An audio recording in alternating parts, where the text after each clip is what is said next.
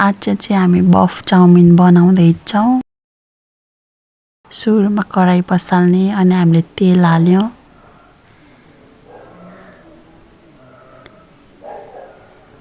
त्यसपछाडि हामीले बफ मासुलाई एकछिन भुट्यौँ। जबसम्म बफ ब्राउन कलर हुँदैन तबसम्म हामीले भुटिरहनु पर्छ। एकछिन चलाउने अनि एकछिन मैले पाक्नका लागि छोडिदिएँ।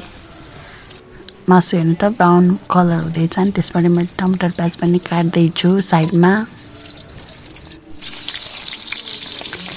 अनि त्यही बफ फ्राई गरेकोमै मैले प्याज पनि त्यही फ्राई गरेँ।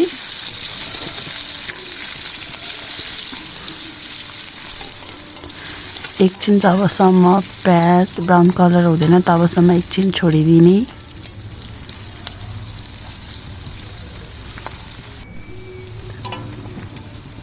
त्यसमा मैले अलिकति लसुन पनि एड गरिदिएँ। त्यसमा मैले टमाटर पनि लगाएँ।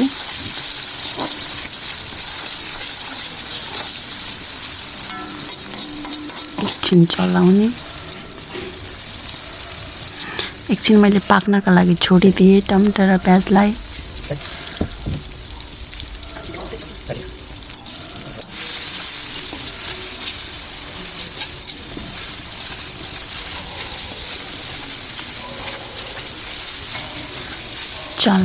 चलाउने एकछिन पाकिसके पछाडि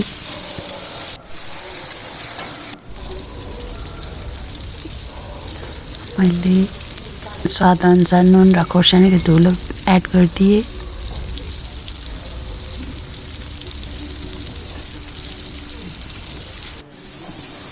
थोरै बेसार पनि एड गरिदिएँ। पाक्दैछ टमाटर र प्याज। त्यसपछाडि मैले नुडल्स अघि नै उसिनेर तयार गरेको थिएँ र मैले त्यसमा नुडल्स लगाइदिएँ। एकछिन चलाएँ।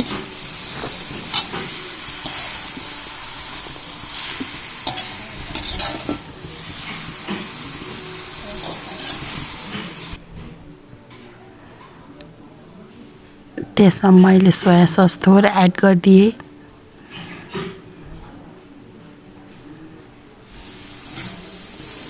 एकछिन मजाले चलाउने मिक्स गर्ने।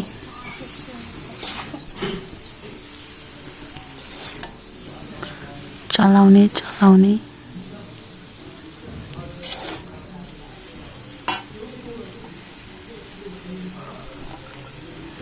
एकछिन मैले छोडिदिएँ र त्यसमा थोरै अघि मैले तारेको बफ मिक्स गर्ने चलाउने।